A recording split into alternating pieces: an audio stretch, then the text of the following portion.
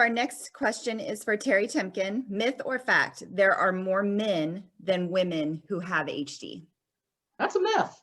So if you look at the literature, it's pretty much equal. There's not a predominance in terms of gender. Sometimes anecdotally, families may be led to think that because, say, if you have a family and only the males in your family got HD, for some reason the females did not, then it's easy to try to think that, oh, only men get it or more men get it. So I think families have lots of anecdotal thoughts and observations about that. But literature-wise, it's pretty much equal. Remember, with each conception, it's a 50-50 chance. And interesting because in my family, before it got to my generation, it was 3 generations of women. And then in my generation, I am the woman and I have 3 brothers and I did not get it. This is an interesting question that popped up because I'm like, oh, I can relate to that feeling, just more women get it. But obviously, it's just not the way it is.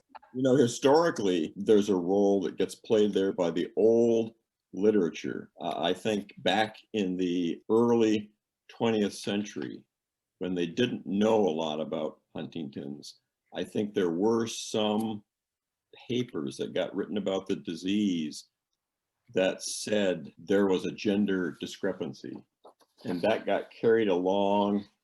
And I think some medical schools and some teaching of physicians actually said that there was a gender difference, and some people maybe haven't corrected that yet. And in fact, the papers I'm shuffling through here is, I actually think, and I'm trying to look this up right now, and I'll get back to you about it. I actually think George Huntington, in his original description in 1872, said something about gender differences. When George Huntington first described this disease that is named after him, he said, and I quote, "I believe it is more common among men than women." Whoa. And so that got carried on through medical texts and neurology literature for decades.